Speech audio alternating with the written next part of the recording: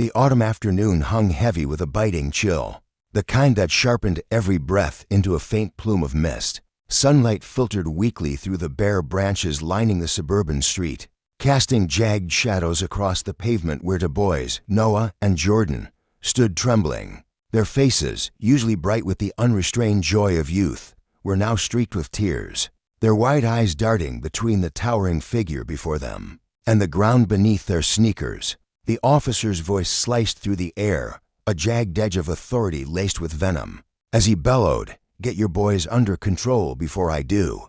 His words weren't just a command, they were a threat, dripping with menace that seemed to coil around the boys like a living thing. James Carter, their father, stood a few paces away, his broad shoulders squared against the wind. His hands, normally so steady hands that had signed warrants, gripped a badge, and cradled his sons through countless nights clenched into fists at his sides. Beneath his calm exterior, a tempest roared, a silent storm of fury and disbelief brewing in his chest. He could feel it pressing against his ribs, begging to break free, but he held it back, his jaw tight, his dark eyes locked on the officer. At 43, James was no stranger to confrontation. 2 decades in the FBI had honed him into a man of steel resolve, a figure who commanded respect with a glance. As assistant director, he'd faced down criminals and bureaucrats alike, his sharp mind and unwavering dedication carving a path through a system that often resisted men like him. But here, on this quiet street, he wasn't the assistant director. He was just a father, watching his world unravel. Noah and Jordan, 12-year-old twins, had been laughing only moments before. Their voices had danced through the air as they stepped out of school, their backpacks bouncing against their thin frames. They'd been trading jabs about whether Spider-Man could outsmart Batman, their giggles spilling over like sunlight breaking through clouds. They were kids, vibrant, loud, alive until the officer's shadow swallowed that light whole. Now Noah, the elder by a mere 4 minutes, stood with his shoulders hunched, his usual quiet thoughtfulness replaced by a raw, trembling fear. His brown eyes, so like his father's, flickered with confusion and shame as he wiped at his cheeks with the sleeve of his jacket. Jordan, ever the bolder of the two, clenched his small fists, his tears falling faster as he tried to make sense of the nightmare unfolding before them. "What did they do?" James asked, his voice a low, steady current beneath the storm inside him. He stepped forward, placing himself between the officer and his sons, a human shield forged from love and rage. His tone was measured, but the edges trembled with a fury he could barely contain. He wasn't just asking a question, he was demanding an answer, a justification for the terror etched across his children's faces. The officer, a hulking figure with a face carved from stone, didn't flinch. His hand hovered near the holster at his hip, fingers twitching as if itching for an excuse. "They were disturbing the peace," he barked, his voice booming with an authority that felt unearned. "Hollering like that in the street, acting like they own the place. This is a school zone, not a playground." His eyes narrowed, glinting with something darker design, perhaps, or a smug certainty that he held all the power here. James's gaze swept the street, taking in the scene with the precision of a man trained to notice everything. The tree-lined street stretched out before him, quiet and orderly, its sidewalks dotted with other children walking home. Their voices floated on the breeze, a laughter, chatter, the carefree hum of youth. Some kicked at fallen leaves, others raced each other to the corner, their backpacks jostling with every step. It was the same sound his sons had made, the same innocent chaos. He turned back to the officer, his jaw tightening until it ached. "You mean they were being kids?" he said, the words sharp and deliberate, a quiet accusation wrapped in calm. The officer stepped closer, his bulk casting a shadow that seemed to swallow the light around James. His chest puffed out, his stance radiating a challenge. "I mean they were causing trouble," he snapped, his voice rising. "And if you don't teach them respect, I will." The threat hung there, heavy and deliberate, a promise of violence masquerading as discipline. Before James could respond, the officer's hand shot out, seizing Noah by the arm. The boy yelped, a small, broken sound that pierced James's heart like a shard of glass. The officer yanked Noah forward with a force that sent his skinny frame stumbling. his sneakers scraping against the pavement. Jordan lunged instinctively, his voice cracking as he shouted, "Leave him alone." Tears streamed down his face, his small body trembling with a mix of fear and defiance. But the officer didn't hesitate. With a rough shove, he sent Jordan sprawling to the ground, his palms skidding across the asphalt as he cried out. James moved without thinking, his body propelled by a primal need to protect. "Let my son go right now," he commanded, his voice rising like thunder, deep and resonant with authority. His hands twitched at his sides, aching to act, but he held himself back, every muscle taut with restraint. He knew the stakes, knew that one wrong move could turn this into something far worse. The officer's grip tightened instead, twisting Noah's arm behind his back until the boy whimpered again, his face contorting in pain. Inside James, a war raged, his chest tightened, his heart hammering against his ribs as rage and helplessness collided. He could feel the heat of his anger burning through him, a fire that threatened to consume every ounce of his control. But he couldn't act, not yet. Not when Noah's safety hung in the balance, not when Jordan lay sprawled on the ground, looking up at him with wide, pleading eyes. All he could do was stand there, his voice trembling with a fury he could no longer fully suppress. "You're crossing a line," he said, each word a dagger aimed at the officer's arrogance. "Am I?" The officer sneered, his lips curling into a cruel smirk. He shoved Noah forward, finally releasing him with a rough push that sent the boy stumbling into his father's arms. "You people don't seem to understand how things work around here. Maybe this'll be a lesson." The words dripped with contempt, a venomous barb that struck deeper than any physical blow. "You people," James felt them lodge in his soul, a reminder of every slight, every injustice he'd faced in a world that too often saw him as less. His mind reeled as he pulled Noah close, his hands shaking as he steadied his son. How had this happened? The day had begun like any crisp spring morning in their quiet suburban neighborhood, the sun painting golden streaks across manicured lawns and winding sidewalks. James had waved his boys off to school, their laughter echoing as they disappeared around the corner. He'd spent years building this life for them, a refuge from the chaos he'd known growing up, a place where they could be kids without fear. He'd taught them to stand tall, to be proud of who they were, no matter what the world threw at them. And now, here they were, terrified, humiliated, reduced to pawns in a game of power they didn't understand. Around them, the street had begun to stir. Other parents, lingering near their cars or walking their own children home, turned to watch. Their whispers carried on the wind, "What's going on? Why's he grabbing that kid?" But no one moved. No one stepped forward. It was as if the officer's uniform cloaked him in an untouchable aura, his actions beyond question, no matter how wrong they were. Among them stood Mrs. Ellis, a gray-haired widow who lived 3 houses down. She clutched her sweater tighter, her lips pursed in disapproval, but her feet remained rooted to the spot. Mr. Patel, the school janitor who'd waved at Noah and Jordan just that morning, lingered by the curb, his broom still in hand, his eyes darting nervously between the officer and the family. They saw, they whispered, but they did nothing. The officer spat one final warning, his voice thick with disdain. "Keep them out of trouble, or you'll regret it." Then he turned, his boots thudding against the pavement as he walked away, leaving the family in his wake, shaken, bruised, and surrounded by the silent judgment of a crowd too afraid to act. James sank to his knees, pulling Noah and Jordan into his arms, their sobs muffled against his chest, their small bodies trembling as he whispered reassurances he wasn't sure he believed. "It's okay. You're safe now. I've got you." But inside, his anger blazed, a molten core of rage that refused to cool. The officer's words echoed in his skull, "You people," a taunt that stripped away his title, his achievements, his humanity. In that moment, he wasn't Assistant Director James Carter. He was a black man, watching his sons face the same hatred he'd battled his entire life. As he held his boys, James's mind churned with a vow. This wouldn't end here. That officer had no idea who he'd targeted, no idea of the storm he'd awakened.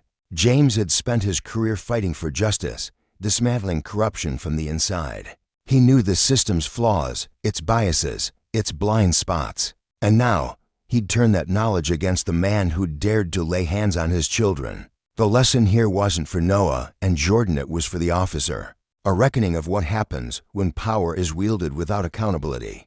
Justice wasn't just an ideal for James, it was a weapon, one he'd honed over decades. And when the truth of this day came to light, when the officer's actions were laid bare, fallout would ripple far beyond this quiet street. It would shake the community to its foundations, exposing the rot beneath the badge. Noah clung to his father's jacket, his voice barely a whisper. "Why'd he do that, Dad? We didn't do anything." Jordan, still brushing dirt from his palms, looked up with eyes that held too much hurt for a boy his age. "He hates us, doesn't he?" James's heart cracked at their words, but he forced a steady tone. "He doesn't know us, and he's wrong. You're strong, both of you. Stronger than he'll ever be." As he spoke, he felt the weight of their future pressing down on him, a future where they'd face more men like this, where innocence wouldn't shield them from prejudice. But he'd be damned if they faced it alone. The bystanders drifted away, their whispers fading into the wind.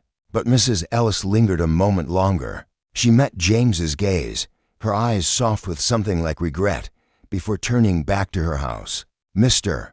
Patel swept the same spot on the curb twice, his shoulders slumped, as if wrestling with his own silence. They were small figures in this drama, but their inaction cut as deeply as the officer's cruelty. James rose, lifting his sons with him, his resolve hardening with every step toward home. This wasn't just about one man's abuse of power, it was about a world that let it happen.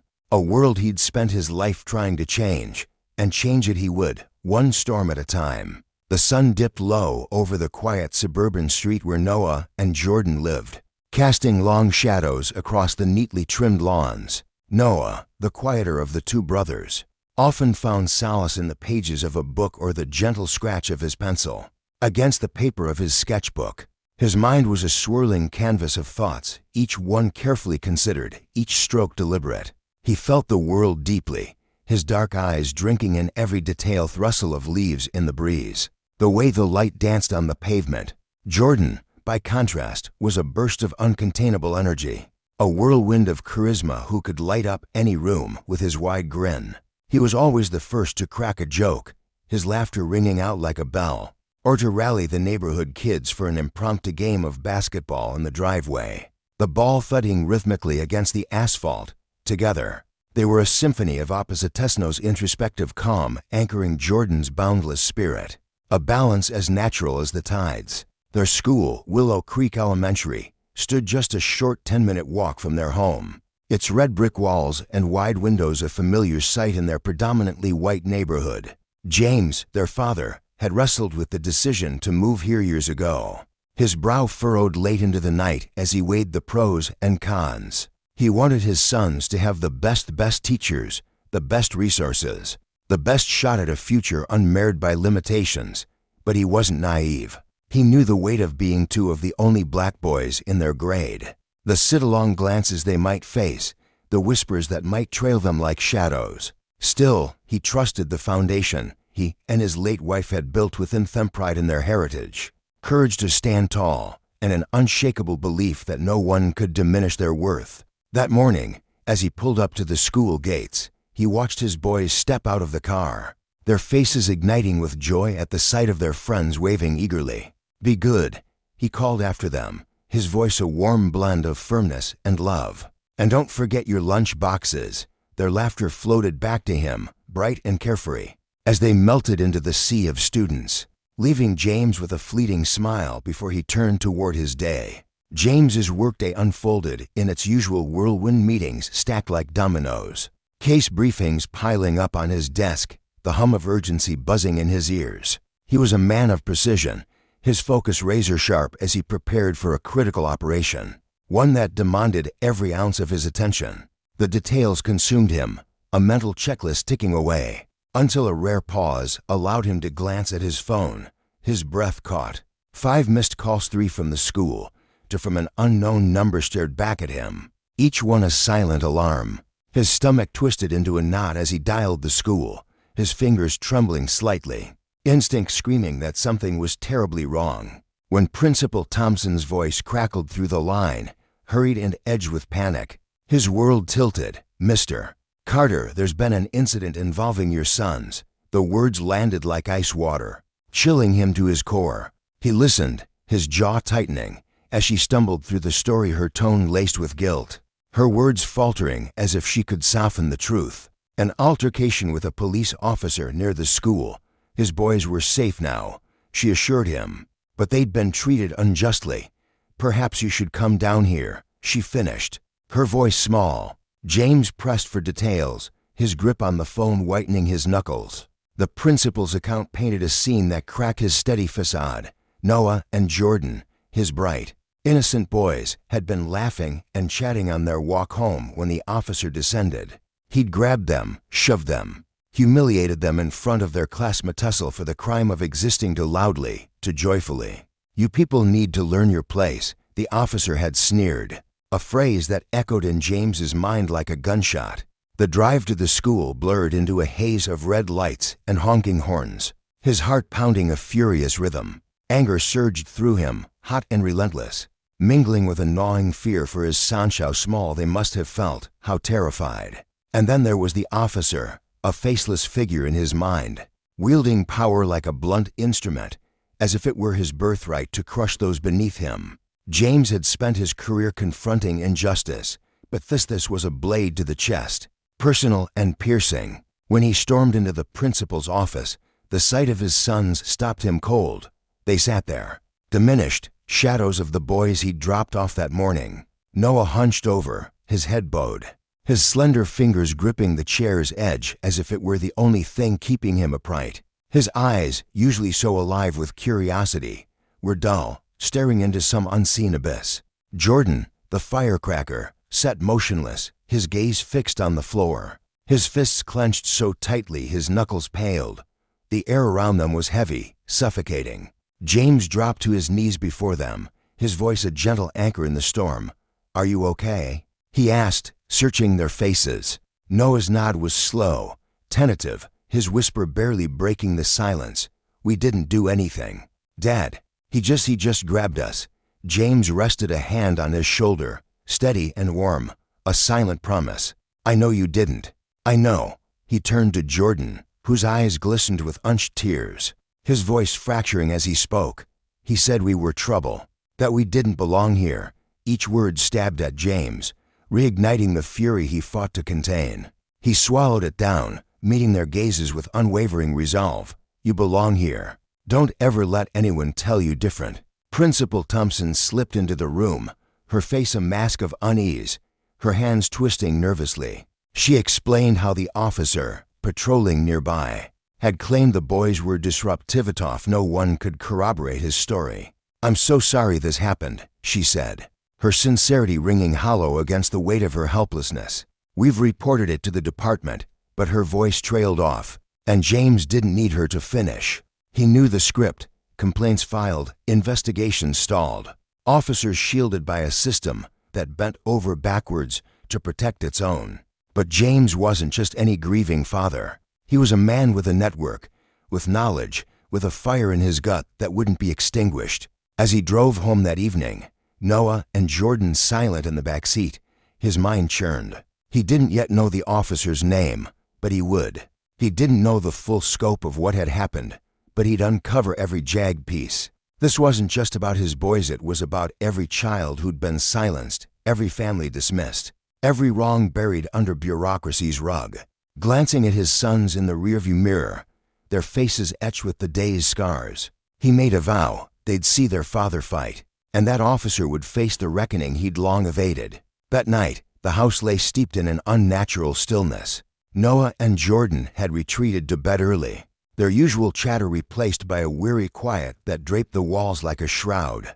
James sat at the dining room table, the glow of his laptop casting harsh shadows across his face. His fingers hovered over the keys, hesitating, before diving into the work he'd already begun. A call to a trusted contact in the police department, a colleague who owed him more than a few favors, had yielded a name, Robert Hayes. The name alone felt like a weight in his chest, but the details that followed turned it to stone. Hayes wasn't new to this game. His record stretched back years, a tapestry of complaints, excessive force, venomous racial remarks. Grievances from residents that piled up like autumn leaves only to be swept away by internal reviews that found nothing, did nothing. The system had cradled him, insulated him, let him walk free to wield his badge like a club.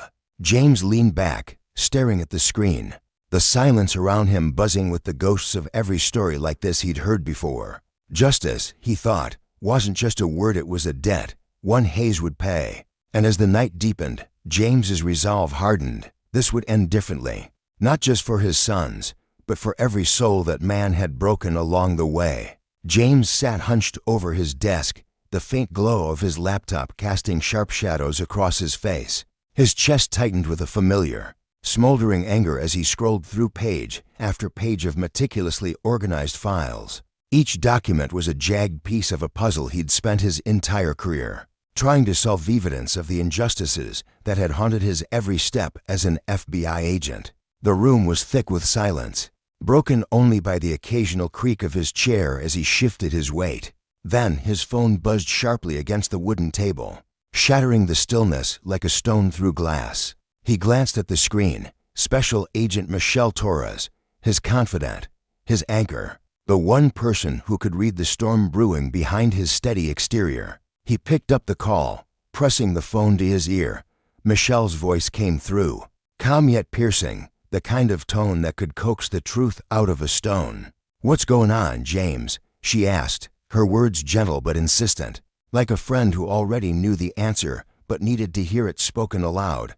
James hesitated, his throat tightening. He leaned back in his chair, the leather groaning under him, and ran a hand over his face. When he finally spoke, his voice was low, measured, each word heavy with restraint. "It's my boys, Noah and Jordan. They were targeted today. A Kafaz rode them up, humiliated them, no reason. Just the color of their skin." On the other end, Michelle's breath hitched audibly, a sharp gasp that betrayed her composure. "Are they okay?" she pressed, her concern cutting through the distance between them. James nodded to himself, though she couldn't see it. "They're shaken up, but they're tough. They'll pull through." He paused, his jaw clenching as he stared at the files still glowing on his screen. "This isn't just about today, though. Hayes has a history. I've been digging into it, Michelle, and it's uglier than I ever imagined." Michelle's tone shifted, a blend of empathy and steel threading through her words. "What's the plan?" she asked, already aligning herself with his fight, as she always had through the darkest cases they'd faced together. James's mind was already racing, a torrent of possibilities crashing against the walls of his resolve. "I'm not letting this go," he said, his voice hardening, "but I've got to play it smart. It's not enough for him to lose his badge. I want the world to see what he's done, what he keeps getting away with. People like Hayes, they hide in the cracks of a system that shields them. If I'm going to take him down, it has to be loud. It has to stick." Michelle didn't respond right away. When she did, her voice was steady, deliberate. "You know this won't be a walk in the park, James. He's not just some nobody with a gun and a badge. The union, the department'll circle the wagons. You'll be fighting a machine." James's lips twitched into a grim half-smile. "I know," he said, his tone laced with defiance. "But they've never had to face me." The next morning, James set his plan into motion with the precision of a man who'd spent decades dismantling lies. He drove to Willow Creek Elementary, the school his boys attended, its faded brick walls standing resolute under a gray March sky. The air was crisp, tinged with the faint scent of wet grass as he stepped into the principal's office. He gathered statements from witness aspirants and staff who'd seen Hayes's cruelty unfold in broad daylight. Most of them spoke in hushed, cautious tones, their eyes darting nervously as if the walls themselves might report back. Their fear was palpable, a reminder of how deeply the system's shadow stretched. But one voice cut through the hesitation. Susan Miller, a weary woman with tired eyes and a trembling lip, sat across from James in the school's cramped meeting room. She'd been walking her son home that day, her sneakers scuffing the pavement, when she'd seen Al Hayes towering over Noah and Jordan, his voice dripping with venom, his hands rough and unyielding. "I couldn't believe my eyes," she said, her voice quaking with a mix of outrage and disbelief. "Those boys weren't doing a thing wrong. That officer treated them like they were less than human." And the way he snarled at you when you showed up. James, it made my skin crawl. Her hands twisted together in her lap, knuckles white. I've never spoken up before. Always kept my head down. But this, I couldn't stay quiet. James reached across the table, his steady gaze locking with hers. "Thank you, Susan," he said, his voice warm but firm. "What you're doing, it's brave. It matters." Her testimony was gold, a vivid thread in the tapestry he was weaving. But he knew it was just the beginning. One account, no matter how compelling, wouldn't topple a man like Hayes. He needed more irrefutable proof to drag the truth into the light. That evening, James sat in his dimly lit study, the hum of his laptop a faint companion to the storm in his mind. He dialed an old colleague from the FBI, a weary tech genius named Leo who lived for untangling digital knots. Together, they pored over grainy security footage from a corner store near the school. The video was a gut punch. Hayes striding toward Noah and Jordan with predatory confidence, his meaty hands seizing them without provocation. Jordan hit the ground hard, his small frame crumpling under the force, while Noah stood frozen, wide-eyed and helpless. James's stomach churned, his fingers gripping the edge of his desk until his knuckles ached. It was damning, yes, but he'd seen too many cases where even crystal-clear evidence dissolved under the weight of bureaucracy and bias. He needed a plan that left no escape. Over the next week, James became a man possessed, juggling his duties at the Bureau with a relentless quest for justice. He reached out to civil rights groups, their leaders' voices crackling with passion over late-night calls. He pitched the story to reporters, their pens poised to amplify the truth. He even met with Marcus Tate, a local activist whose gravelly voice and weathered hands bore the scars of decades. Fighting the same battle, Marcus leaned forward in his cluttered office, his eyes glinting with recognition. "I've seen 100 Hayes in my time," he said, his tone heavy with experience. "They think they're untouchable. You prove them wrong, James, and you'll light a fire this town won't forget."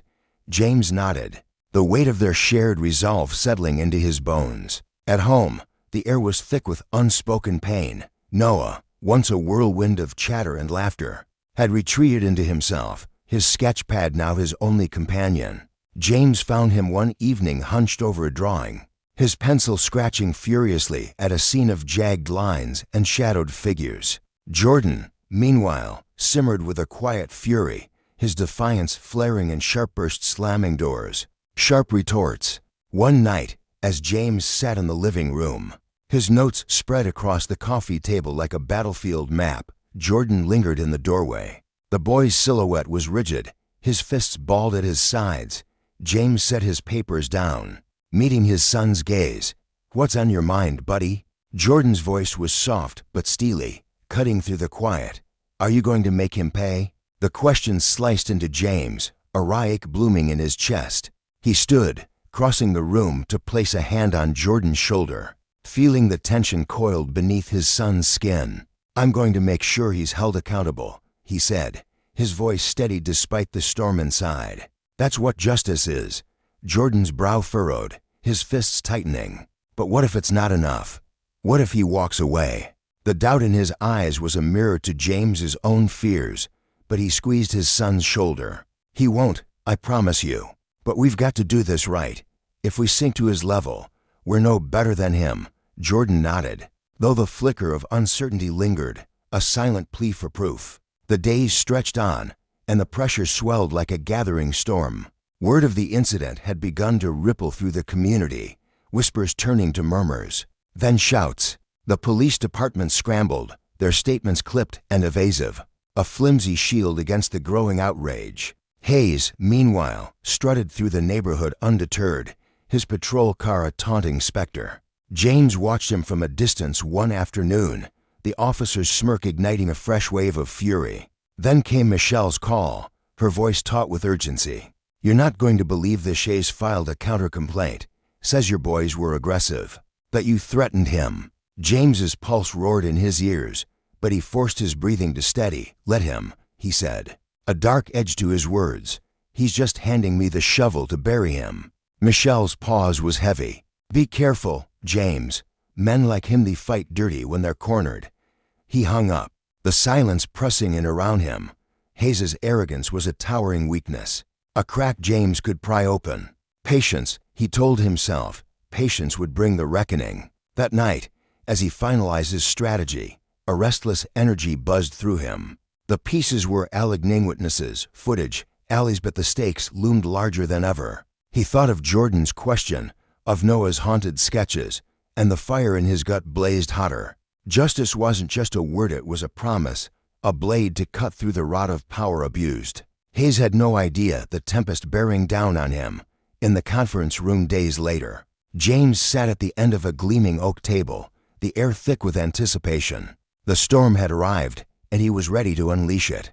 The room felt like a battlefield, charged with an electric tension that prickled the skin. James Carter sat on one side of the long, polished table, flanked by Michelle, his steadfast ally, and a team of civil rights attorneys who had taken up his cause without hesitation or fee. Their faces were set with determination, their eyes sharp and unyielding, each one carrying the weight of countless stories like the one James was about to tell. Across from them, the opposition loomed like a fortress of authority.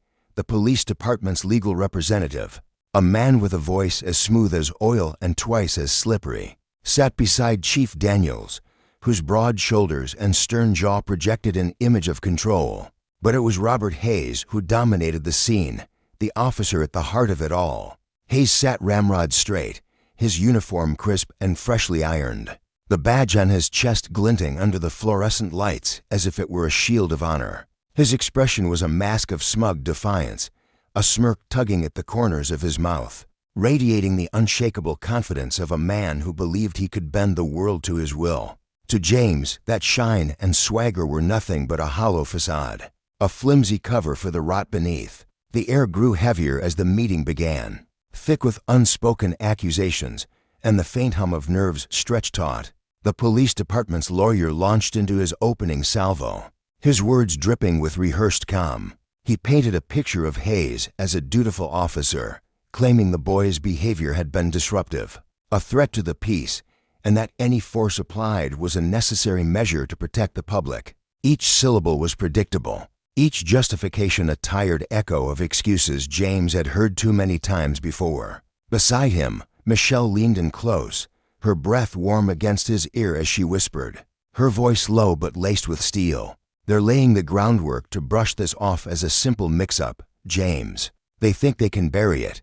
Her words stirred the anger simmering in his chest, but he didn't reply. His gaze was locked on Hayes, whose smirk widened as the lawyer spun his tale, a glint of triumph flickering in his eyes. It was the look of a predator who'd never been caged, a man so steeped in his own arrogance that he couldn't imagine a world where he'd be held to account. James knew that look well. It was the face of power unchecked, and he silently vowed it would be the officer's undoing. When his turn came, James rose to speak, his movements slow and deliberate, his voice a steady current cutting through the room's stifling air. "Let's talk about what really happened," he began, his tone calm but edged with an unshakable resolve.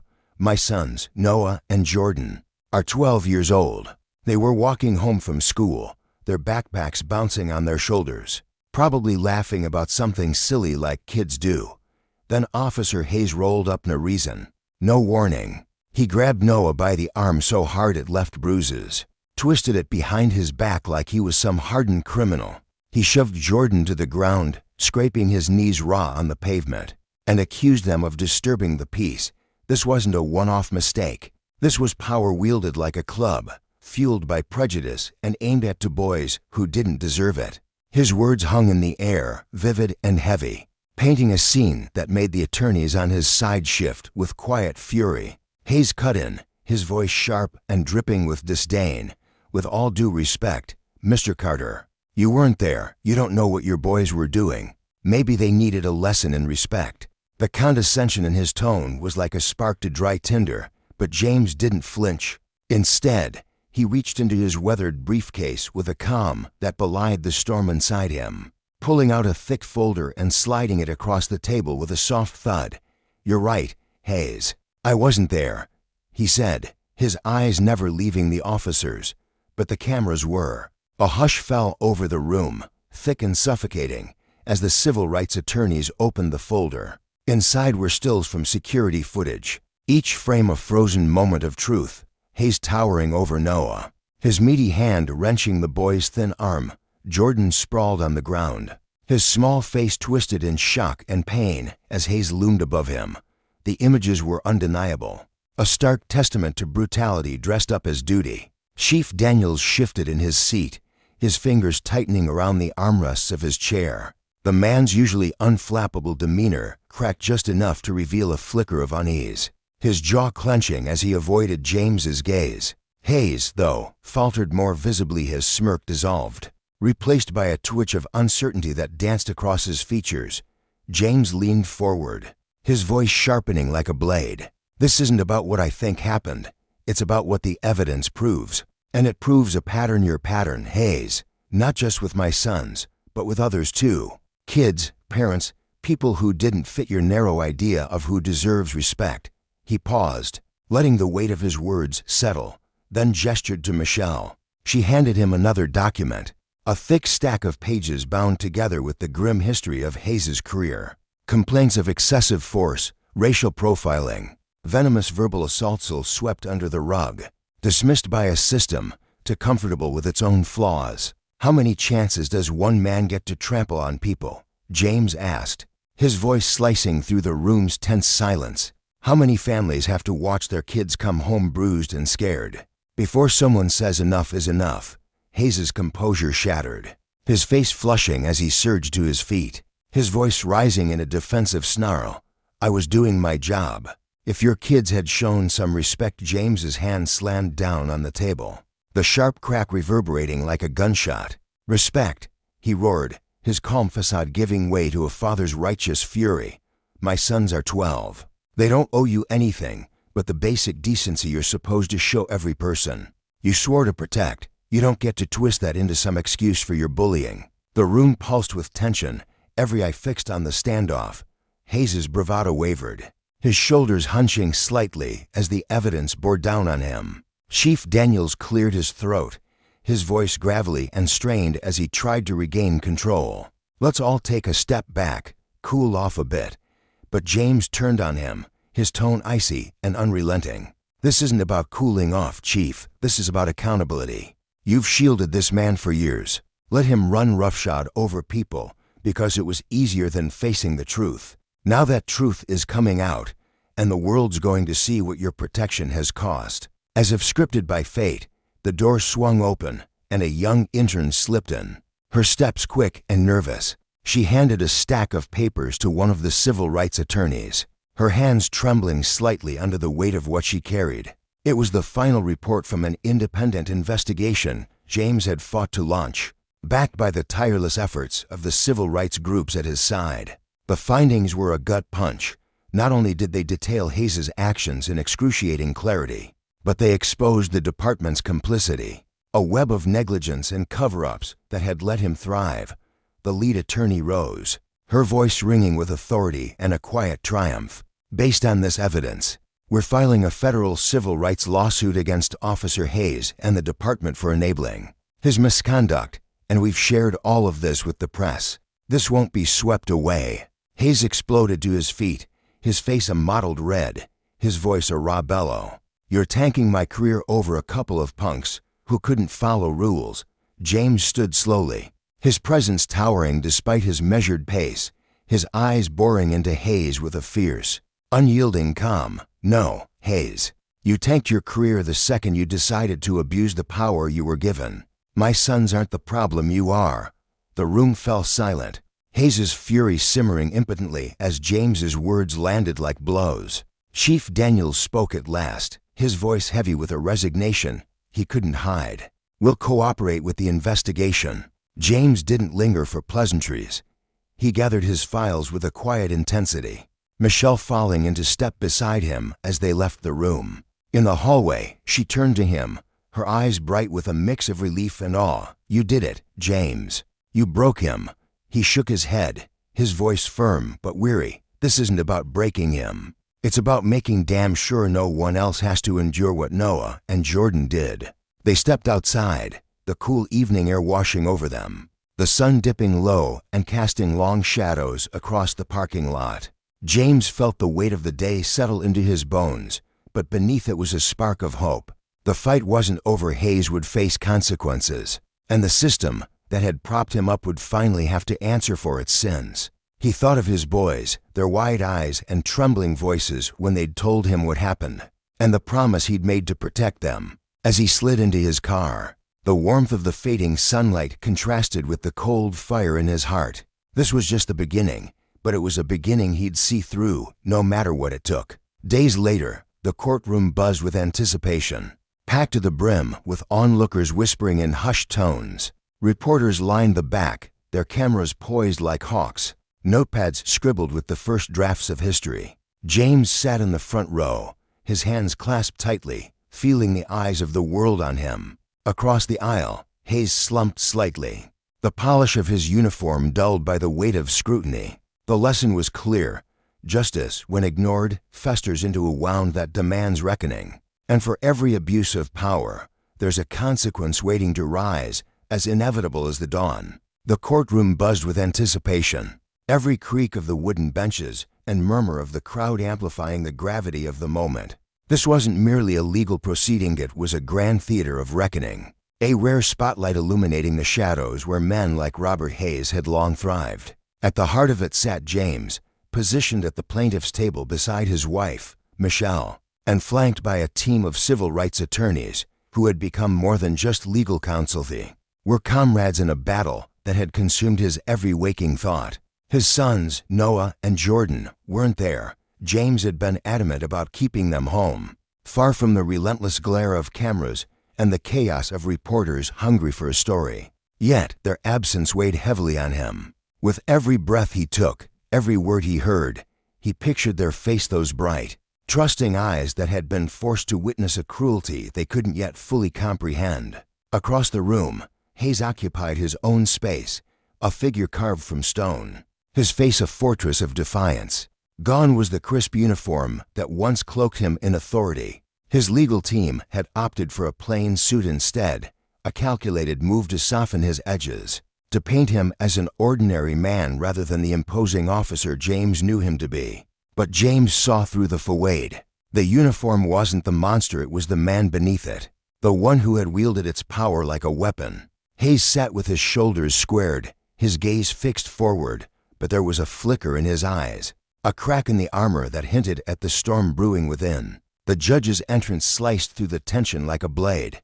The room rose in unison, a collective intake of breath as the gavel fell and the proceedings unfurled. Evelyn Carter, James's lead attorney, stepped forward with the poise of a seasoned warrior. Her voice, sharp and unwavering, filled the space as she laid out the case with surgical precision. She spoke of the damning evidence, the grainy video that had captured Hayes's brutality, the stack of ignored complaints that traced his history like a map of wreckage, and the systemic rot that had allowed him to roam unchecked. "This case is about accountability," she declared, her words echoing off the walls, each syllable a hammer striking at the foundation of injustice. "It's about ensuring no child, no family, has to bear the scars the Carter family carry, scars inflicted not by chance, but by the color of their skin."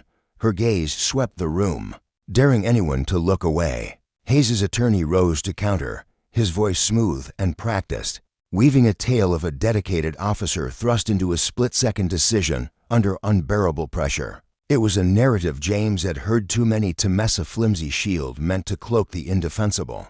But today, that shield trembled under the weight of truth. The evidence loomed too large, too undeniable, a mountain no slick words could bury. The first witnesses took the stand, their voices painting a vivid, harrowing picture. Teachers, parents, neighbors, ordinary people who had stood on that fateful street corner wreck out of the scene. With a rawness that pierced the air, they spoke of Hayes's aggression, the way his hands had seized Noah and Jordan without provocation, the venom that dripped from his shouted commands. Susan Miller, a mother whose courage had sparked the case's momentum, stood out among them. Her voice quivered as she relived the memory, her hands twisting nervously in her lap. But her resolve shone through. "Those boys didn't do a thing wrong," she said, her eyes flicking briefly to Hayes before locking onto the judge. They were just kids, walking home from school, laughing like kids do. He treated them like they were dangerous, like they deserved to be afraid. Her testimony hung in the air, a quiet indictment of a man who had turned innocence into a threat. Then came the video. The room fell into a hush as the screen flickered to life. Black and white images unspooling a truth no one could unsee. There was Hayes, striding toward the boys with purpose, his hands rough as he grabbed Noah's arm. His shove sending Jordan sprawling onto the pavement. The footage captured James's rival, his body a shield between his sons and the officer. His face a storm of fury held tightly in check. As the clip ended, James stole a glance at Hayes. The officer's jaw was clenched so tight it seemed it might shatter, his fists balled at his sides. The smug veneer he'd worn was fraying, the weight of a watching world pressing down until he could barely breathe. When James took the stand, the courtroom seemed to lean in, every eye fixed on him. He spoke with the calm precision of his FBI training, recounting that day with a clarity that left no room for doubt. But beneath the steady cadence of his voice simmered a father's rage, a quiet fire that burned hotter with every word. "My sons are 12, he said, his tone thick with emotion he could no longer suppress. They're smart, kind, full of dreams, everything a parent could hope for. That day, Officer Hayes didn't see any of that. He didn't see children. He saw a threat, a prejudice he carried like a loaded gun, and he fired it without a second thought." Hayes's attorney tried to rattle him, peppering him with questions meant to cast him as an overreacting father with a vendetta. But James met each jab with unshakable resolve, his answers a wall no accusation could breach. As the day wore on, the tide of the case swelled undeniably in James's favor. The evidence stacked higher, the testimonies grew sharper, until even Hayes's legal team seemed to falter under the pressure. By the time the court adjourned, a quiet electricity hummed through the air. That evening, James sat with Michelle in their living room, the weight of the day settling over them like a heavy fog. There was a flicker of triumph in her eyes as she leaned toward him, her voice steady with conviction. "He's going to break," she said. "You can see it in his face. He knows he's losing." James nodded, but his mind stretched beyond Hayes, toward the sprawling web of failures that had propped the officer up for so long. "It's not just him," he murmured, his gaze distant. "It's the system that let him thrive. We can't stop until we're sure he doesn't just walk away, free to start over and hurt someone else." The next day delivered the blow James had been waiting for. A retired officer, his hair gray and his shoulders stooped with the weight of years, stepped forward as a surprise witness. His testimony peeled back the department's rotting underbelly, exposing a culture where silence was currency and accountability a myth. He spoke of buried complaints, of officers like Hayes shielded by unwritten rules. His words a slow unraveling of a machine built to protect its own. Hayes couldn't contain himself. He lurched to his feet, his voice a ragged shout as he branded the witness a liar, a traitor. The judge's gavel crashed down, demanding order. But the outburst had already shattered the polished image Hayes's team had crafted. In that moment, the mask slipped, and the courtroom glimpsed the raw, unfiltered truth of who he was, a man undone by his own arrogance. When the trial drew to a close, and the jury retreated to deliberate, the tension coiled tight, every second stretching into an eternity. James sat motionless, Michelle's hand clasped in his, as they waited. Hours bled into what felt like days, but when the verdict came, it struck like lightning, guilty on all counts. Hayes's badge was torn from him, and a broader investigation into the department's practices was set in motion. As the words rang out, James felt the weight of justice settle over him, a bittersweet balm for wounds that would never fully heal. It was a victory, yes, but only a beginning. Outside, the reporters swarmed, their questions a barrage he could barely process. He paused on the courthouse steps, the sun breaking through the clouds to bathe him in a warm, golden light. "This isn't just about my family," he said, his voice steady despite the exhaustion tugging at him. "It's about every family crushed by injustice, every child made to feel small because of who they are. Today's a step forward, but the fight's far from over. It's on all of us to demand that the systems built to protect us actually do their job." As he turned to walk away, the glow of the sun felt like a promessia fragile. fleeting hope that justice, however hard-won, could light the way to something better. As the courtroom doors swung shut behind him, James stood alone in the fading echo of the day's chaos. The gavel had fallen. The verdict delivered a triumph that rang out like a clear bell through the haze of legal jargon and heated arguments. Yet, as he lingered in the now empty chamber, the victory felt less like a celebration and more like a heavy stone settling into his chest. His shoulders sagged under an invisible burden. Each step down the grand courthouse stairs a testament to the exhaustion that gnawed at his bones.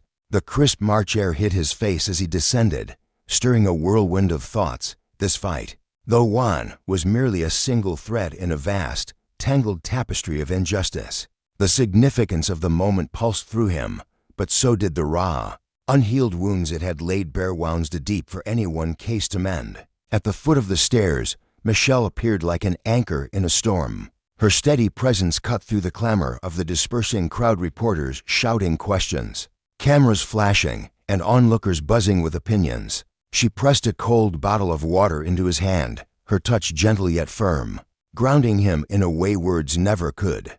Her face was a canvas of emotions, relief painted in the softening of her brow, concern etched in the tight lines around her mouth. "You did it," she murmured, her voice a fragile thread nearly lost in the din of the crowd that lingered at the edges. Like restless shadows, "This is going to change things, James. It's going to set a precedent." He unscrewed the cap, took a slow sip, and let his gaze drift over the sea of faces. Some were familiar activists with weathered signs, community leaders with resolute stares, friends who'd stood shoulder to shoulder with him when the battle lines were first drawn. Their eyes shone with pride, a quiet acknowledgement of the ground they'd gained. But beyond them, he saw others, faces twisted with skepticism, lips curled in defiance, eyes burning with anger. Not everyone saw this as a victory. The fight to hold power accountable had stirred something primal, something ugly that simmered beneath the surface, and James could feel the undercurrent of resistance swelling. "It's a start," he said at last, his voice low and deliberate, tempered by the weight of what lay ahead. "But it's nowhere near the end. Hayes might be finished, but the system that shielded him, that's still standing tall. People like him will keep slipping through unless we tear it down and build something better." Michelle followed his line of sight, her expression hardening as she took in the fractured crowd. "You're right," she said, her tone growing firm. "But look at what's already happening because of you. The department's under a microscope now, investigations, media scrutiny, people in the streets demanding change. That didn't happen by accident, James." That's your voice echoing out there. Her words were a lifeline, pulling him back from the edge of despair. But the truth gnawed at him still. This battle had been personal, a war waged for his sons, for their dignity, for the justice stolen from them by a man who'd abused his badge. Yet the larger beast loomed, a system riddled with cracks, propped up by bias and silence, too vast to topple with one swing of the gavel. Triumph felt fleeting against the enormity of it all. That night, James pushed open the door to his modest home, the weight of the day still clinging to him like damp cloth. Inside, the living room glowed with the flickering light of the television, where Noah and Jordan sat sprawled across the couch, eyes wide from hours of watching the trial unfold on every channel. The moment they saw him, their faces ignited with a mix of awe and relief. Jordan, ever the spark plug, leapt to his feet, his voice bursting with energy. "Dad, they showed it all on the news. The verdict, the crowd Severio knows what Hayes did now." His excitement was infectious, a bright flame cutting through the gloom that had settled over James. He sank onto the couch between them, the cushions creaking under his weight, and draped an arm around each boy. Noah nestled closer, quieter as always, his small frame pressed against James's side, seeking comfort in the familiar warmth. "It's a big step," James said, choosing his words with care, each syllable measured against the hope in their eyes. "But it's just the beginning. This isn't about settling scores, it's about making sure no one else has to endure what we went through." Noah tilted his head up, his voice soft but piercing. "Do you think it'll really change anything, Dad? Or will there just be another Hayes waiting out there?" The question hung in the air, sharp and heavy, mirroring the doubt that had haunted James since the trial's first day. He paused, his chest tightening as he searched for an answer that wouldn't dim the fragile light in his son's gaze. "I think it can change things," he said finally, his voice steadying with resolve. "But only if we keep pushing. This isn't just about one man, it's about fixing a whole system that's been broken for too long. Justice doesn't come easy, and it doesn't stop with one fight." The boys nodded, their trust in him unwavering, and for a moment, the room felt like a sanctuary, a small island of hope amid the storm. The days that followed spun into a blur of motion. James found himself swept up in a whirlwind of flashing cameras, packed community halls, and tense meetings with policymakers who scribbled notes and made promises he wasn't sure they'd keep. What had begun as a father's fight for his sons had morphed into something bigger, a mantle he hadn't asked for but couldn't shed. He became a reluctant symbol, a voice for those who'd been silenced, his every word dissected by supporters and critics alike. Some hailed him as a hero, their cheers ringing in his ears. Others sneered, accusing him of chasing fame or tearing down the very institutions that held society together. Each accusation stung, but he pressed on, driven by the faces of Noah and Jordan, by the memory of every injustice he'd witnessed. One evening, as he paced his cramped kitchen preparing for yet another interview, the phone rang, its shrill tone cutting through the quiet. The voice on the other end was subdued, almost hesitant. Chef Daniels, the man who'd once towered over the department like an untouchable titan. "I'd like to meet," Daniels said, his words clipped, stripped of the bravado James remembered from the courtroom. No lawyers, no press, just us. Suspicion coiled in James's gut, his fingers tightening around the receiver. What game was this? But a flicker of possibility hover faint urged him to agree. If there was even a chance to nudge the needle toward real change, he couldn't turn it away. They met in a modest community center, its walls lined with faded posters and its air thick with the scent of old coffee. Daniels arrived alone, his broad shoulders hunched, his once imposing frame diminished by the weight of the scandal now engulfing his department. He looked smaller, frayed at the edges, as if the investigation had stripped away layers of his authority. "I wanted to talk face to face," he began, his voice careful, almost fragile. No filters, no audience. James crossed his arms, his stance rigid, his eyes boring into the man across the table. "I'm listening," he said, his tone cool but unyielding. Daniels drew a shaky breath, meeting James's gaze with a flicker of something raw, guilt, perhaps, or regret. "I've messed up, James. I turned a blind eye when I shouldn't have. Let things slide, because it was easier than fighting the tide. But this case opened my eyes to the rot I helped ignore, the damage my silence caused." James's jaw tightened, a spark of anger flaring behind his calm facade. "And what do you plan to do about it?" he asked, each word edged with steel. Daniels hesitated, then reached into his bag with trembling hands, pulling out a thick stack of papers. He slid them across the table, the sound of paper on wood unnervingly loud in the stillness. "This is my resignation," he said, his voice low. "I'm stepping down. But before I go, I want to help push for real reform, changes that stick. It won't undo the past, but it's something." James studied him, searching the man's weathered face for any hint of deception. The guilt seemed genuine, a heavy shroud draped over Daniels's slumped shoulders. But trust was a luxury James couldn't afford it after everything. "Words are cheap, Chief," James said, his voice steady but laced with warning. "Actions are what count." Daniels nodded, his expression grim. "I know. That's why I'm asking for your help. You've shone a light on this mess brighter than anyone else ever has. Together we could make changes that actually matter." The offer landed like a stone in still water, rippling through James's thoughts. Skepticism warred with a flicker of hope, tangled with the simmering rage he still felt toward the man who'd let Hayes run unchecked. Could he trust this? Did he even want to?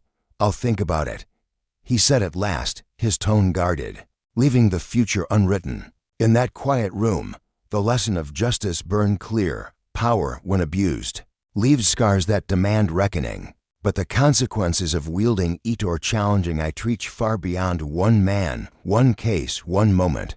For James, the fight was far from over. It was a flame he'd tend for his sons, for the voiceless, for a system that could yet be forged anew.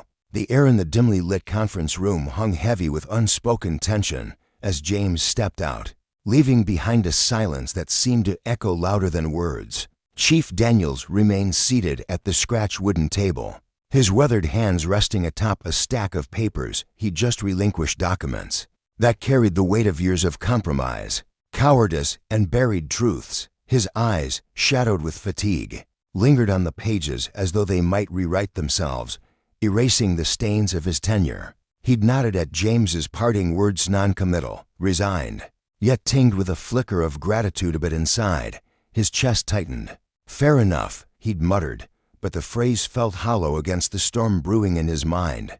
For years, he'd told himself the system was an immovable beast, too vast and tangled to challenge. He'd cloaked his inaction in practicality, convincing himself his hands were tied by bureaucracy, by politics, by forces beyond his control. But sitting across from James, feeling the unrelenting force of that man's steady gaze, Daniels had glimpsed the wreckage left in his wake. It wasn't just the department's failures staring back at him, it was the faces of Noah and Jordan, James's sons, their futures shaped by the battles he'd refused to fight. Words are easy, actions are what matter, James had said, and those words gnawed at Daniels now, stripping away the excuses he'd clung to like a lifeline. For the first time, he couldn't look away from the cost of his silence. Meanwhile, James gripped the steering wheel as he drove home through the city's restless streets, the glow of neon signs and streetlights streaking past his window in a blur of color. His thoughts churned, a chaotic tangle of hope and skepticism.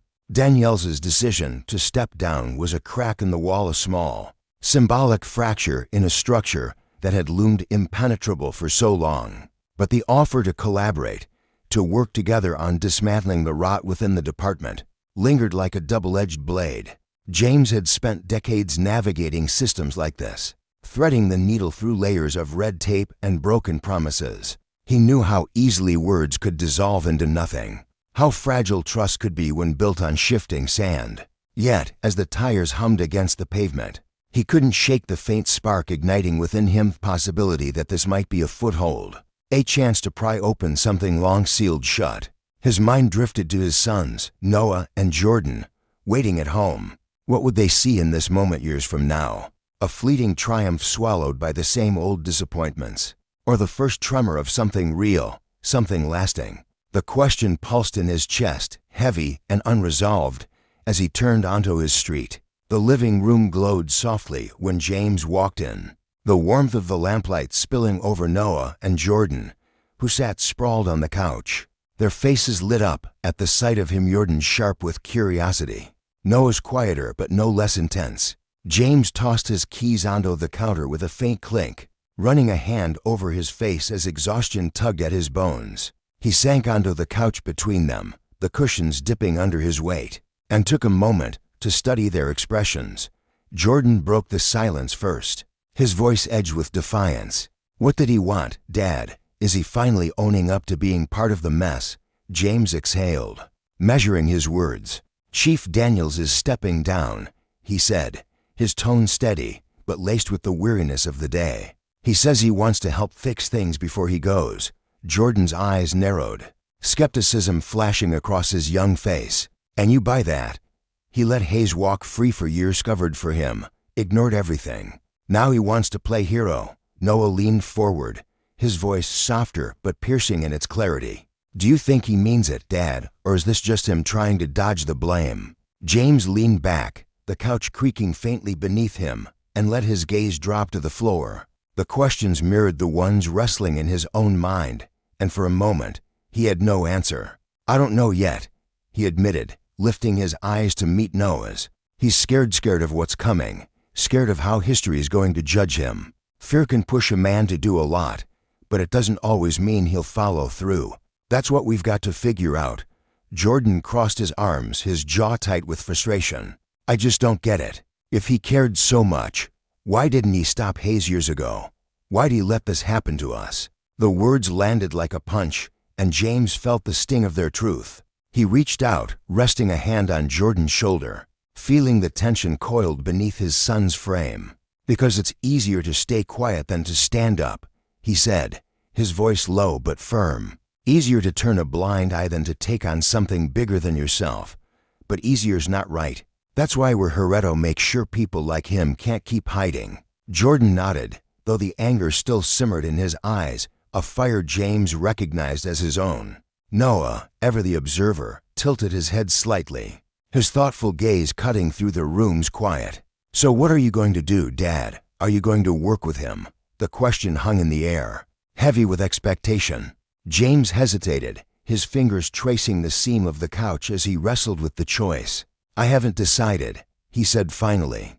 Part of me wants to tell him to face the consequences alone, let him stew in the mess he helped make.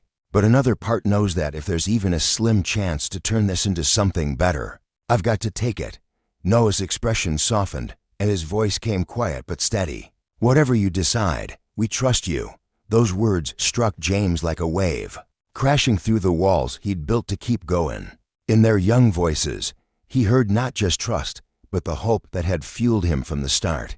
This fight wasn't just for them, it was because of them. Because of the world he refused to let them inherit unchanged. The weeks that followed blurred into a storm of motion meetings that stretched late into the night, negotiations that tested every ounce of James's resolve. He threw himself into the work, hammering out reforms to pair with Danielle's resignation, new policies to root out corruption, independent oversight to hold the department accountable, and channels for the community to have a voice. Each step was a battle, met with pushback from officers who saw it as betrayal and cynicism, from a public too jaded to believe in change. But with every inch gained, James felt the faint pulse of progress, a rhythm that kept him moving forward. One evening, after a grueling session with city officials that left his voice hoarse and his patience thin, he trudged up the porch steps to find Michelle waiting. She sat in the old wicker chair, her silhouette framed by the soft glow of the porch light, a mug of coffee cradled in her hands. Her eyes met his, sharp and knowing, seeing past the exhaustion etched into his face. You look like you've been dragged through the fire, she said, handing him the steaming cup. James sank into the chair beside her, the wood groaning under his weight, and took a long sip, letting the warmth seep into his aching frame. Feels like it, he replied, his voice rough. Every time we get somewhere, there's another wall, another reason it can't work. Sometimes I wonder if it's even worth the fight. Michelle leaned back, her gaze steady and unyielding. You wouldn't still be out there if it wasn't. You're not the type to chase shadows, James. You fight because it matters. He chuckled, a dry, humorless sound, and shook his head. I keep thinking about Noah and Jordan. I don't want them growing up thinking this is how it has to be. Her expression softened, and she reached out, resting a hand on his arm. And because of you, they won't. You're building something bigger than one win, bigger than one case. It's slow, but that's how real change works. The weight in his chest lightened, just enough to breathe, and he nodded. She was right. The road was steep and shadowed, but it was leading somewhere. As they sat there, the night air cool against their skin, James let his mind drift. The fight was far from over, but for the first time, he felt the ground shifting beneath him, the tide beginning to turn. The next morning, news broke like a thunderclap across the city. A group of officers, emboldened by the trial's fallout, had stepped forward to testify. Their statements laid bare the department's underbelly years of ignored complaints, buried evidence, and unchecked power echoing everything James and his team had unearthed. The revelations sent shockwaves through the community, fanning the flames of a movement that had been smoldering for too long.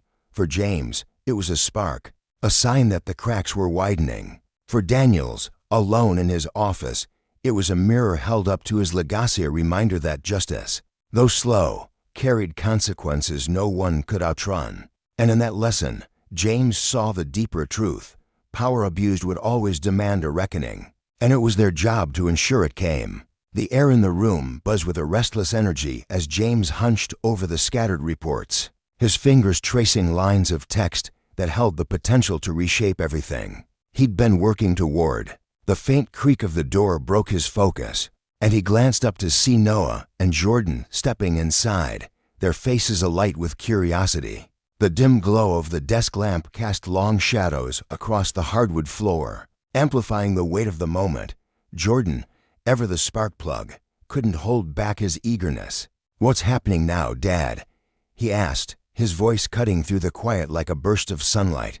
James lifted his head, a weary smile tugging at the corners of his mouth, softening the exhaustion etched into his features. "Some officers are finally stepping forward," he said, his tone measured but laced with a flicker of triumph. "They're backing up what we've known all along. A's wasn't just one bad apple. He was a symptom of something rotten, something sprawling."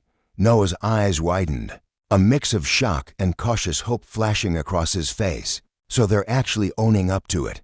he asked, his voice low, as if he didn't quite dare to believe it. James nodded, leaning back in his chair. "It's a crack in the wall, Noah. Not the whole thing crumbling, not yet, but it's a start. Now we've got to amplify their voices, keep this rolling before it stalls out." Jordan's grin erupted, wild and uncontainable, his excitement spilling over as he bounced on his heels. "So we're winning, right? We're actually doing it." James let out a soft chuckle, the sound warm and grounding, and pulled both boys into a tight embrace. "We're moving forward, and that's what counts," he said, his arms steady around them. "It's the first step on a long road." As the day stretched on, James found himself alone in the kitchen, the morning sun spilling through the blinds in golden streaks that danced across the table. His coffee sat untouched, steam curling lazily into the air as he stared out the window, lost in thought. Upstairs, Noah and Jordan's muffled voices drifted down, arguing over some video game, their laughter a faint echo of normalcy amid the chaos that defined their lives lately.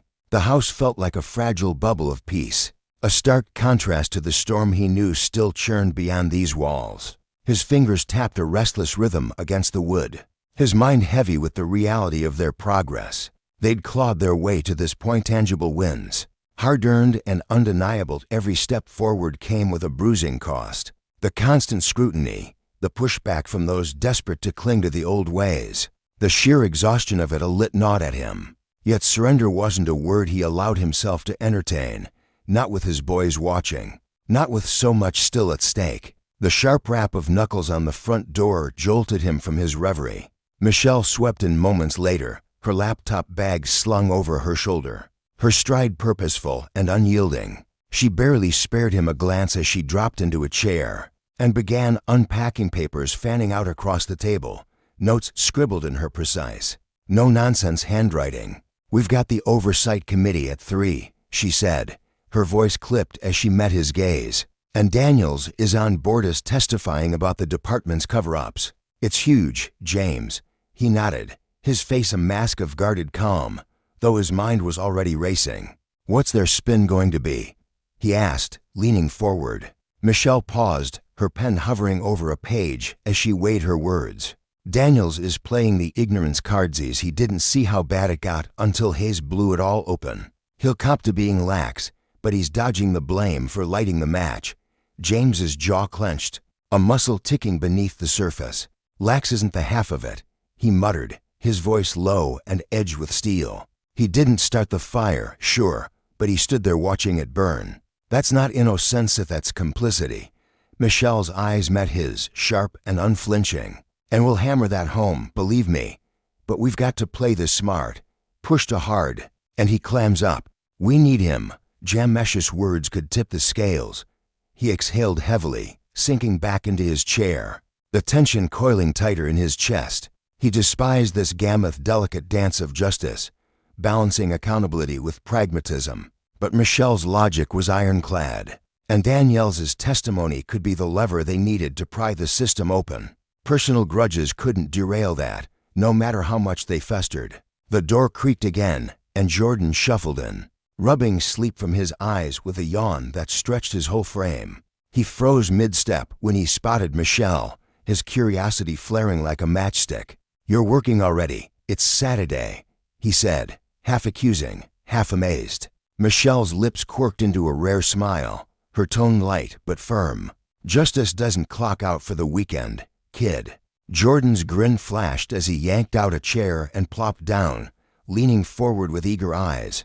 "What's next? Are we finally kicking out all the bad cops?" James exchanged a quick glance with Michelle, reading the unspoken weight in her expression, then turned to his son. "We're chipping away at it, Jordan. But it's not a clean sweep. Change like this takes time. And plenty of people are digging in their heels. Jordan's brow furrowed, his youthful idealism clashing with the messy truth. But why, if they're bad, they shouldn't get to stay? It's not that hard. James reached out, resting a steady hand on his son's shoulder, feeling the restless energy thrumming beneath the surface. Because the ones who profit from the mess don't want to lose their grip, he said gently. And the ones who could call it out, they're scared stiff. That's why we've got to keep pushing. Show them silence isn't safe anymore. Jordan nodded slowly, his frown easing into something thoughtful, a spark of resolve igniting in his eyes. So what can I do? He asked, voice steady. James's chest swelled with quiet pride, a faint smile breaking through. You keep being fearless, kid. Speak up when you see wrong. Ask the tough questions even when the answers sting. That's how you help. Jordan beamed, satisfied, and bolted toward the living room, leaving a trail of energy in his wake. Michelle watched him go, her gaze softening as she leaned back in her chair. That fire in him? Pure you, she said, a note of admiration threading through her words. He's going to go far with that. James shook his head, the smile fading as his thoughts turned inward. I just hope it doesn't wear him down. Fire's great, but this fight, it's a marathon, not a sprint. The afternoon meeting with the oversight committee unfolded in a haze of tension, the air thick with unspoken stakes. Daniels sat across the table, his testimony a carefully crafted tapestry of regretano to sound sincere, but too shallow to own the depth of his failures. James listened intently, his hands clasped tightly in his lap, interjecting only when the conversation veered too far from the truth.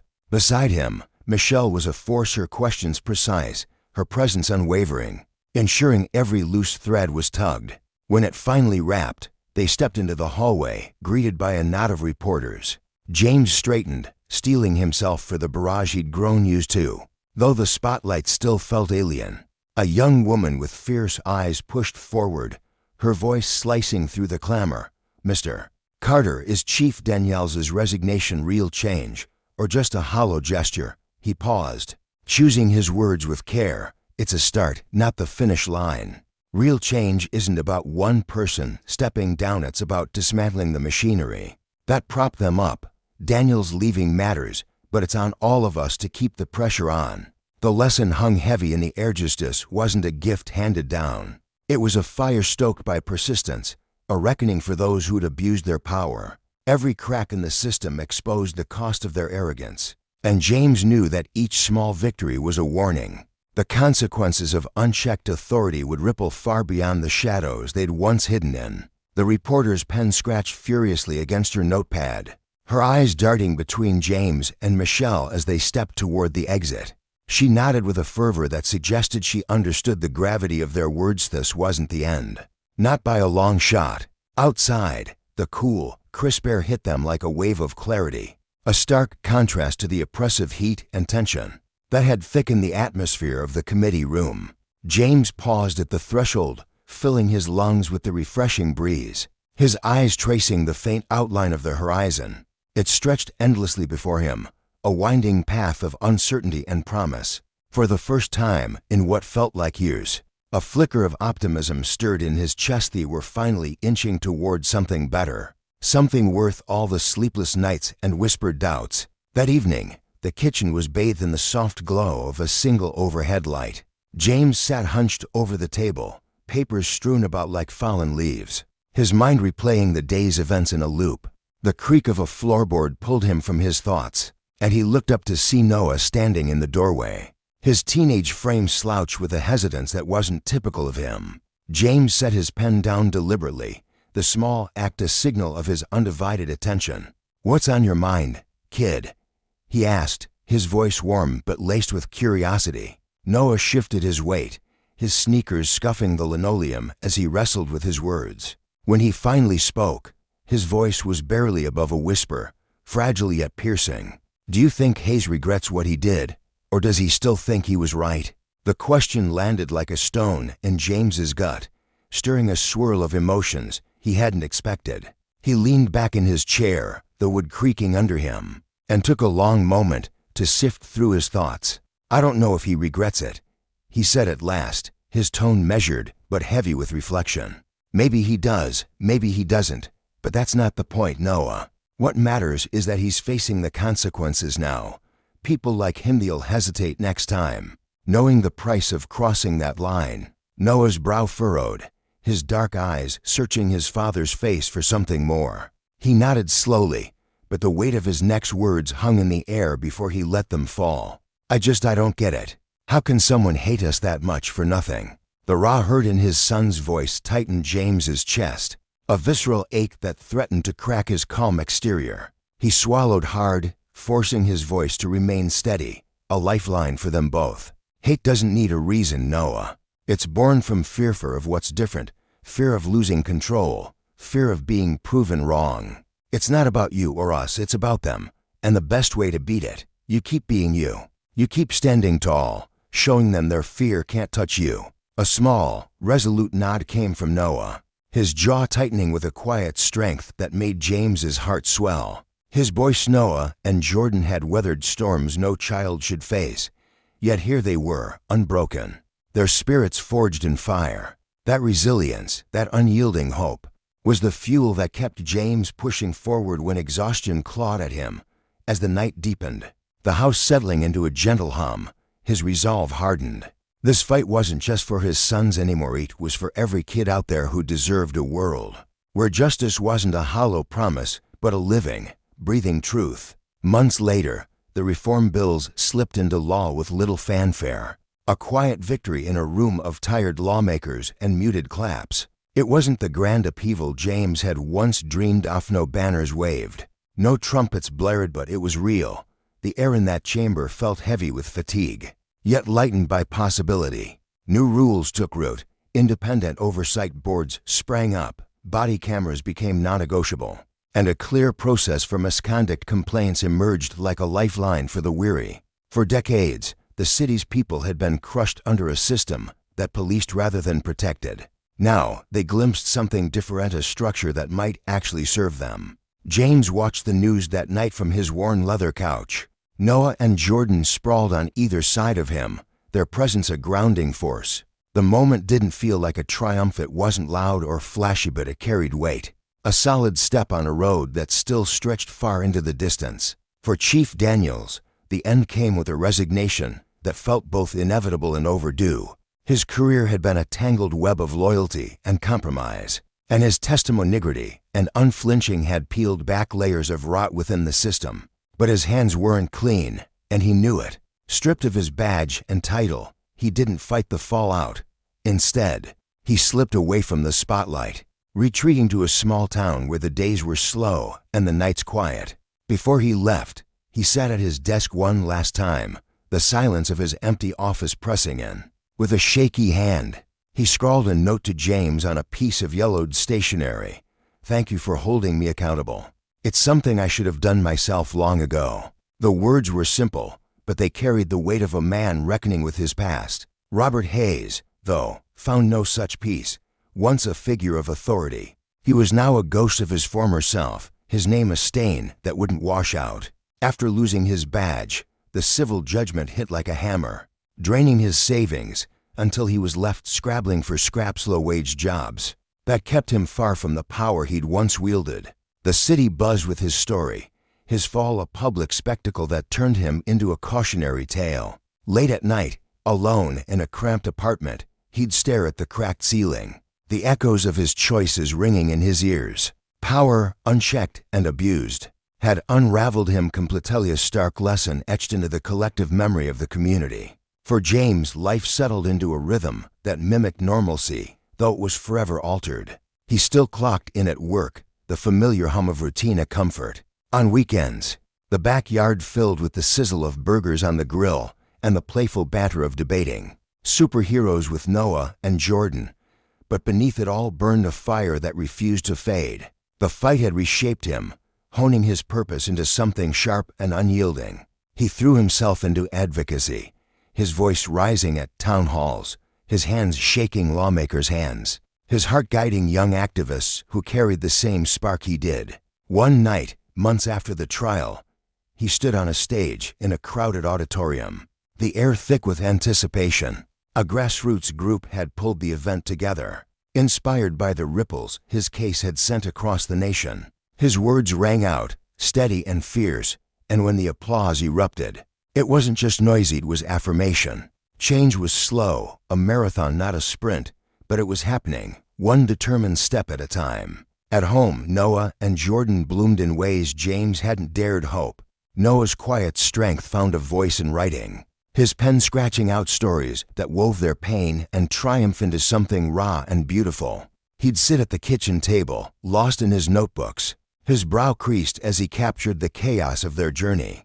Jordan, ever the whirlwind, poured his energy into activism, his laughter echoing through youth rallies as he rallied his peers to care, to act. Together, they were living proof of the hope James had clung to. Their scars didn't define them. They adorned them, badges of a strength that refused to bend. One night, as a cool breeze swept across the back porch, carrying the distant sound of his son's laughter from inside, Michelle joined him. She pressed a steaming mug of coffee into his hands, her touch a quiet anchor. "You did good, James," she said, her voice soft but firm, a balm to his restless spirit. "Better than most would have even tried." He smiled, his eyes lifting to the stars that glittered above, their light faint but persistent. "I didn't do it alone," he murmured, the truth of it settling deep in his bones. "And it's not over. There's still so much to fix." Michelle nodded, her gaze steady. "But now people are listening. That's more than most ever get." They sat there, wrapped in a silence that felt full rather than empty. The past a heavy cloak they'd learned to carry, the future a horizon they'd face together. James felt the burden of the last months lighten, replaced by a resolve that hummed quietly within him.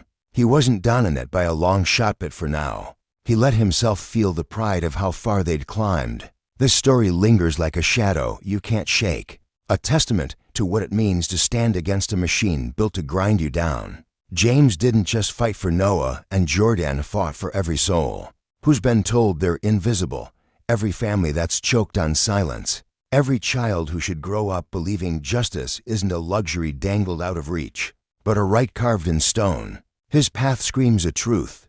Progress is a slog, a brutal, bone-weary crawl, but it's worth every bruise, every tear. It's a blazing reminder that doing what's right isn't optional, even when the world stacks the deck against you.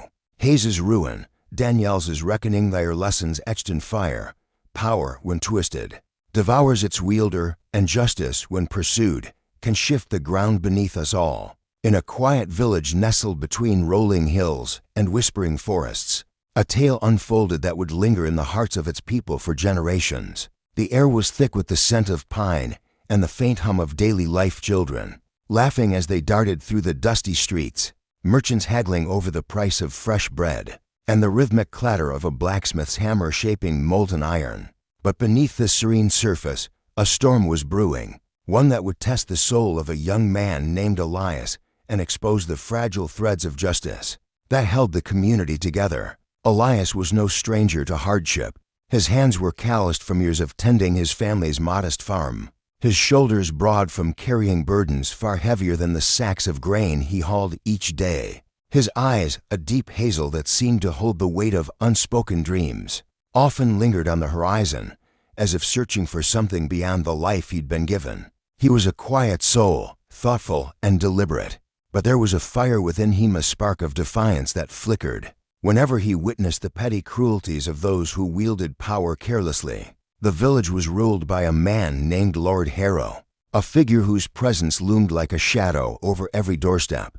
Tall and imposing, with a voice that rumbled like distant thunder, Harrow carried himself with the arrogance of someone who believed the world bent to his will. His fine velvet cloak, dyed a deep crimson, swirled behind him as he strode through the streets, his piercing gray eyes scanning the villagers as though they were mere pawns in a game.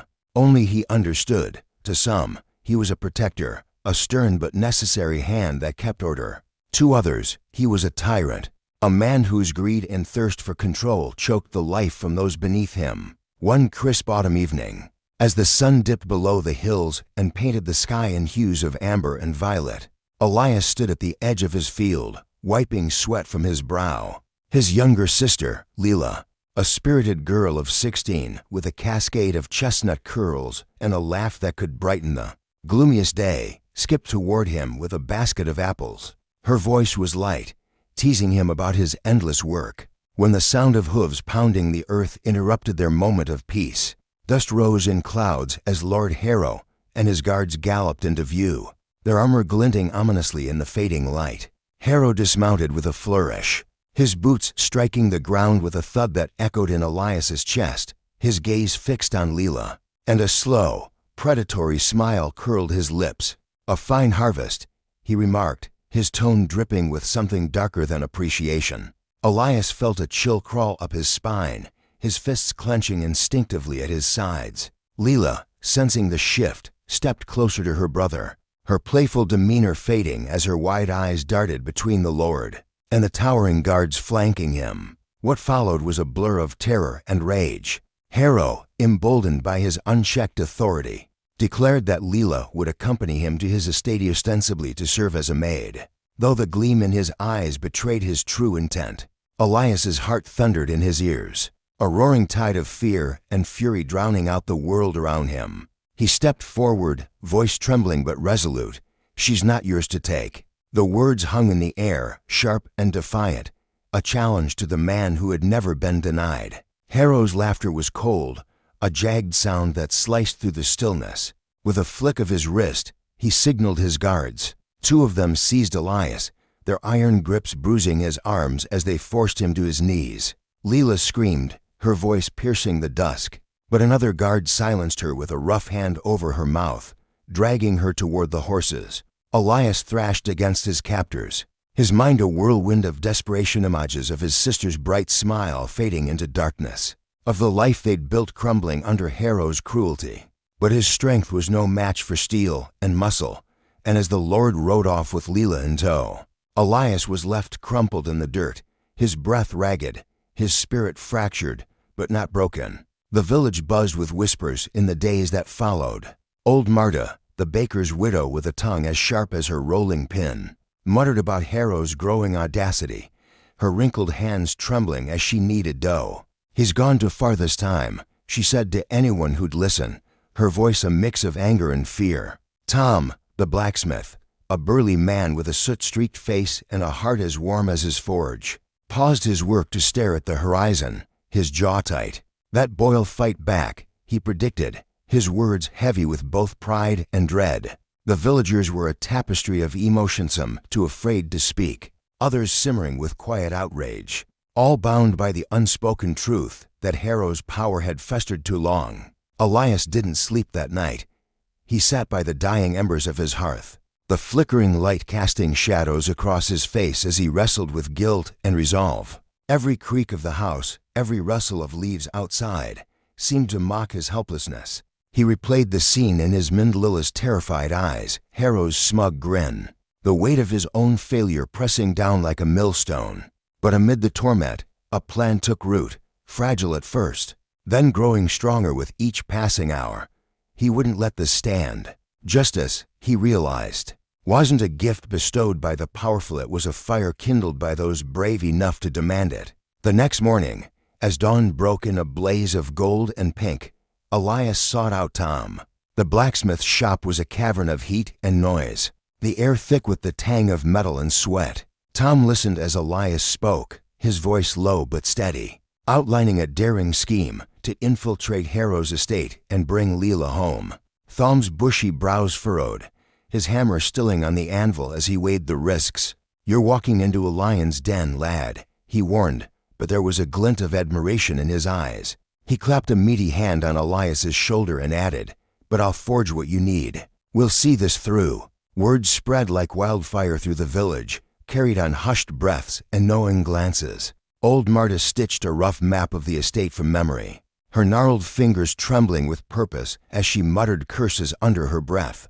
A young stableboy named Finn, weary and quick with a mop of red hair, volunteered to scout the grounds, his freckled face alight with a mix of mischief and bravery. Together, they became an unlikely band, bound by a shared hunger for something greater than revenge, a reckoning that would remind Harrow that power, when abused, sowed the seeds of its own downfall. The night of the rescue was cloaked in mist, the moon a faint sliver behind rolling clouds. Elias moved through the shadows, a crude dagger from Thom's forge tucked into his belt, his heart pounding a fierce rhythm against his ribs. The estate loomed ahead, a fortress of stone and arrogance, its windows glowing like the eyes of a waking beast. Finn had slipped ahead, whispering of a servant's entrance left unguarded, and Elias followed. Every step a prayer, every breath a vow to see Leela safe. Inside, the corridors were a maze of opulence and decayed tapestries fraying at the edges, chandeliers dripping with dust. Elias's boots sank into plush rugs as he crept forward, his senses razor-sharp. He found Leela in a locked room, her wrists bruised, her spirit dimmed but unbroken. Her eyes widened at the sight of him, a sob catching in her throat as he pried the door open with a stolen key. They embraced, a fleeting moment of relief in the chaos, before the clatter of boots signaled Harrow's approach. The confrontation was inevitable, a storm breaking after days of oppressive calm. Harrow stood at the end of the hall, his crimson cloak billowing, his face a mask of fury and disbelief. "You dare defy me," he roared, drawing a gleaming sword. Elias faced him, weaponless but unyielding, his voice a quiet thunder of its own. "You took what wasn't yours. This ends now." The fight was brutal, Rawero's skill against Elias's desperation, steel clashing with sheer will. In the end, it was Thom, bursting through with a bellow and a hammer raised high, who turned the tide, disarming the lord and pinning him to the cold stone floor. As the villagers gathered outside, drawn by the commotion, Harrow was dragged into the night, his power stripped away, his fate left to the hands of those he'd wronged. Elias held Leela close, her trembling frame a reminder of all they'd nearly lost. The air was heavy with the weight of what had transpired, but there was a flicker of hope to a lesson carved into the village's soul. Justice wasn't a distant ideal, it was the courage to stand, the strength to fight, the unity of those who refused to bow. Old Marta wiped tears from her weathered cheeks, her voice steady as she declared, "This is what happens when greed forgets its place." Thom, leaning on his hammer, nodded solemnly, his eyes tracing the faces of the crowd. Finn grinned, a spark of triumph in his youthful gaze, already spinning tales of the night's heroics. And Elias, gazing at the stars breaking through the clouds, felt the fire within him settle into something enduring, a belief that power, when twisted, invited its own ruin, and that justice, though hard won, was the truest force of all.